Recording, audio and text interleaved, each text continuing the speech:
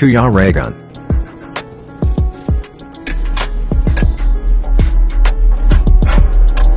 Sa skill ko, kaya marami talaga nang hinayang sa akin Na. ayun, no? Dahil sa skill ko nga na ganito, alam mo sa totoo lang kapag Pinoy ka na nasa ibang bansa ka, hahanapin ang Pinoy. Dahil ang Pinoy maraming diskarte. Ang Pinoy nagre-repair, hindi nagpapalit basta-basta. Tama. Kung iniisip mo na kailangan pa itong i-repair, re-repairin mo 'yun. Eh paano man yung sabi mo, yung Pinoy inggitero? Kasi ganito 'yun kasi yung Pinoy na 'yun. Totoo 'yun. Doon yun sa Kinuha ko 'yun. Hindi kinuha ko pa 'yun sa doon Philippines. Sa experience, oo. Kinuha ko 'yun sa ibang bansa. Walang alam. Sabi ko tigahugas na siya ng mga pyesa, 'di ba? Hindi mawawala 'yun. Masipag siya. Masipag siya. Tapos habang tumatagal,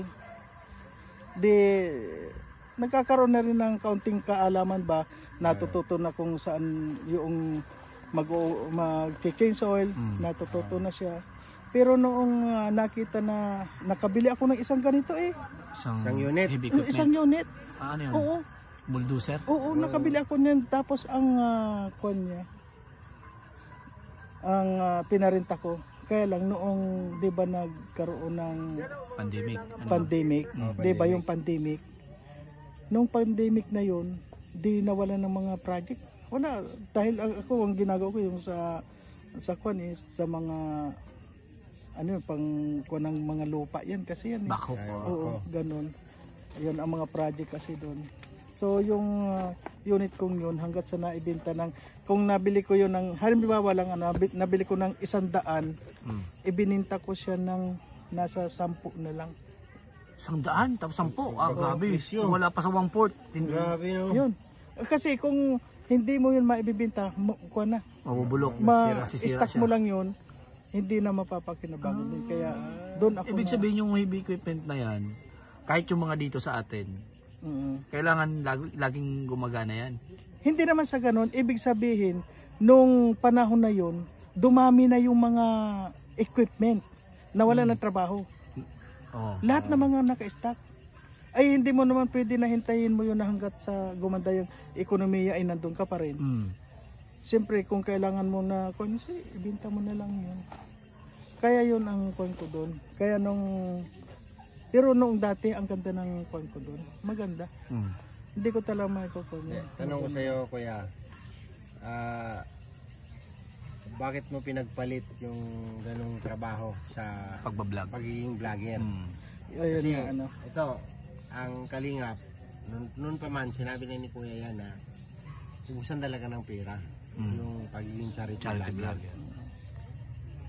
Paano mo na-adapt or paano mo napag-isipan na mag-for good sa ganung trabaho mo? Ganito yun noong nag-usap kami ni Kuya Bal, sabi nga ni Kuya Bal, ilang taon ka na dyan? Sabi ko, Kuya Bal, kung ako dito 28 years na ako dito sa Oman, doon lang yun hindi kasama yung sa bansa. Tapos sabi ni Kuya Bal, umuwi ka na dito para mabago naman yung buhay mo. Napag-isip-isip ko yun kasi sabi ko, sabi ko parang tama si Kuya Bal. Sabi ko, sige Kuya Bal, pag-iisipan ko yan. Habang pinag-iisipan ko, yung mga kung ano man yung mga nakaparking doon sa loob ng kwan ko, nililinis ko na ngayon. Inuunti-unti ko na may yung iba, binibinta ko na yung kwan. Hanggat sa nagwakon ako na dito ng matitirhan. Siyempre, pasiguro tayo. Tapos pero nung nandito na ako, hindi rin ako nagsisi. Dahil nagdesisyon din ako Matagal ko pinagdesisyon yan din. Meron kang sariling galing mismo sa iyo na desisyon. Namulat lang ako nung nagsabi lang si Kuya Bal na umuwi ka na dito para mabago na ang buhay mo. Yun parang nagkuha lang si Kuya Bal sa akin na parang ginising lang ba ako. O nga na, bakit ako magsasakripisyo doon na ganong katagal kaya sabi sa akin, charity ka na.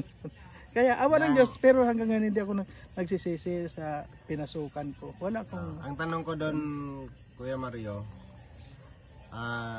sa ngayon, sa sitwasyon mo ngayon,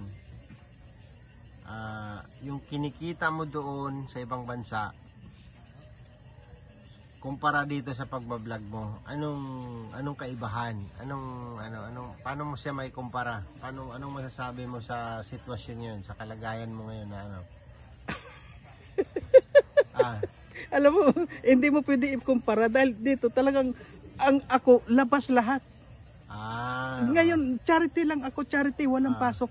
Sa totoo lang. 'Yon. Wala akong, pero hindi ako ang mahalaga dito. Hindi ako nagsisisi at saka masaya ako sa nakakatulong ako. Sa totoo lang wala akong revenue dito. Yan. Puro tulong from ako. From the beginning, saan ba tayo nagkakilala? Ako, Alex Librada, nagtatanong sa'yo. Pero vlog ni Regan to. First time kitang na-meet sa bahay ni Sa Andy Kayakap. Bahay ni Andy Kayakap. Doon sa Bago Silang. Yun, oo. Doon kita first time na nakausap. So, ako bago lang. Nagkagiriba na yan, di pa kayo tapos yan. Nag-profile ako sa'yo yung time na yon kasi marami na rin nagsabi sa akin na ano ka, yung OFW. Ngayon sabi ko, ito yung pagkakataon na matanong kita kasi lahat pinakita mo yung trabaho mo doon dito sa pagbablog, pagiging charity vlogger bilang isang kalingap. Ano ang nararamdaman mo sa sitwasyon mo ngayon? Yan, diretsahang tanong. Ay, diretsahan sagot. Ako, wala akong revenue, wala akong sponsor, wala, pero nagcha-charity ako. Hanggang ngayon ilang buwan na. Simulat noon, wala pa sa akin na nagbibigay na sponsor o ano. Wala, sarili ko lahat, pero hindi ako nagsisisi. Yun. Masaya ako sa ginagawa ko, nakakatulong ako. Pag nasa puso talaga, Kuya Mario, no? Ito pero aminin ko sa ngayon pa ubos na rin, wala, kaya bihira na rin ako. Oo, lahat naman tayo. Wala na talaga, kaya nga walang tatagal Oo, mahirap kapag nag-iisa. Ito, sasabihin ko sa iyo ako mismo ako nga kumikita, kahit pa paano meron akong revenue. Hindi ko nga masusustain ng consistent yung charity ko. Dahil pamilyado rin ako, no?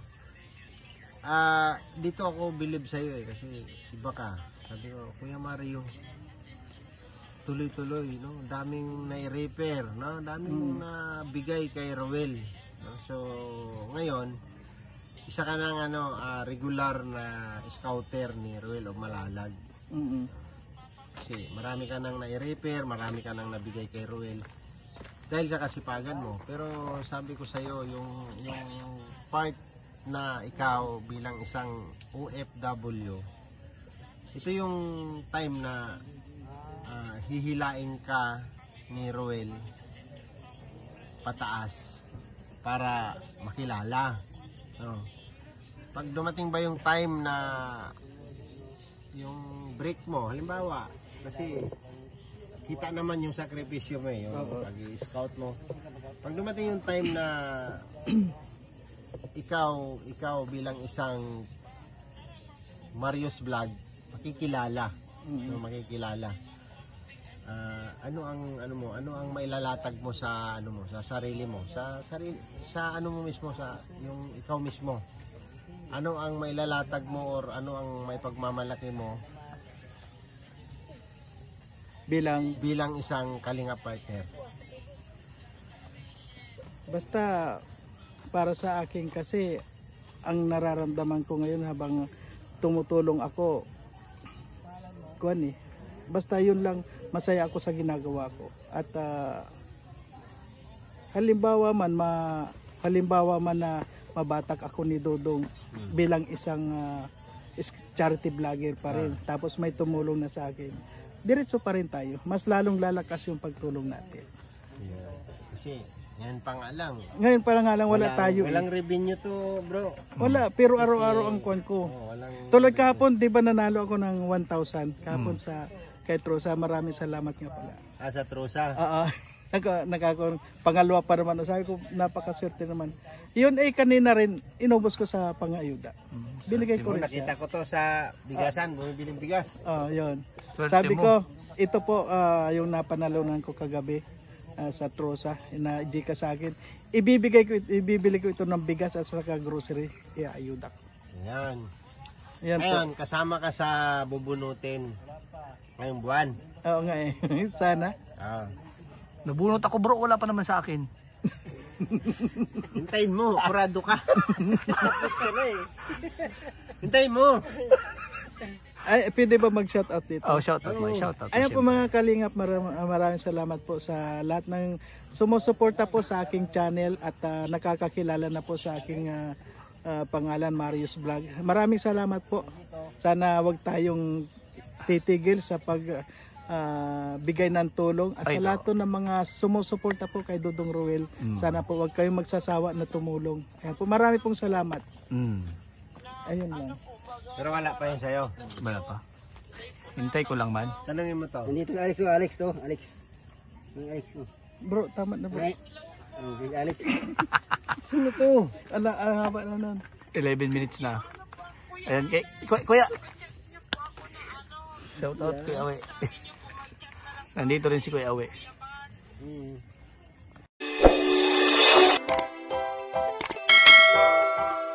Kaibigan at kasama nyo, Kuya Regan Vlog. Matulungin at mabuti sa kapwa, matanda man o mga bata. Sa adventure ay isasama ka, kabutihan lagi ang dala. Saan man magpunta, Kuya Regan.